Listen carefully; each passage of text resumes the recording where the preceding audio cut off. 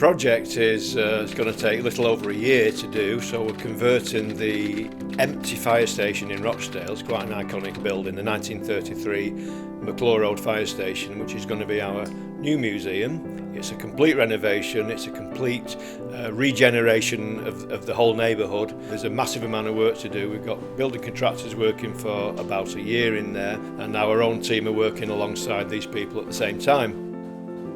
There's two main contractors involved, Case of Construction of Rochdale, who are doing all the structural work and the building work and doing a fine job, and a company called the Creative Core, who are the experts in museum design. They're going to do the museum fit out for us. We've been working with both companies for some time now, and we think we've got an excellent team. Everything is speeding along right now, and we are still heading for an opening in the early spring next year. Every part of that building has been completely renovated. It's not been a fire station for over 6 years. The main engine space, as we call it, the engine house where the fire engines park, that's been altered several times in its life. That's now being reinstated to its full proportions, so it's big enough to get 6 or 8 fire engines in there. What was the control room, which was the nerve centre of a fire station where the telephone calls come in, and that's been converted into a super new library and research centre. What was called the community room, where people used to come in and have fire safety lessons and so on, that is now going to be our new cafeteria. We have an education space being built in what used to be a conference room, and what was the ballroom upstairs, which many people in Rochdale will remember, is not going to be part of the museum, but it's being restored as a beautiful 1930s space.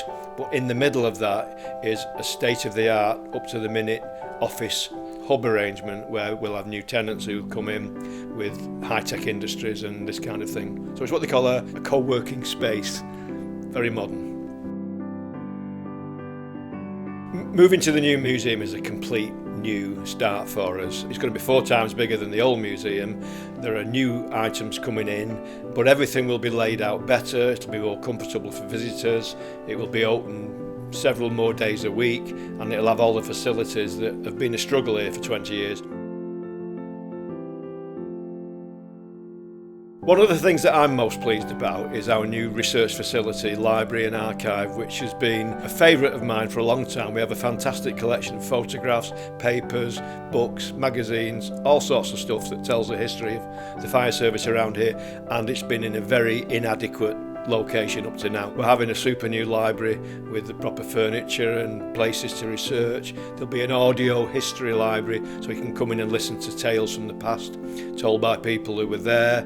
We'll have computer access to the material.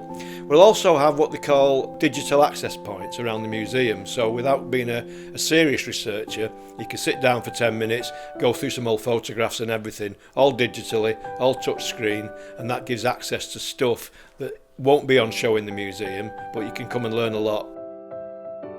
The main thing is new ways of presenting everything. We've got some very exciting, innovative ways of displaying stuff that our design team have put together, and it's going to be super.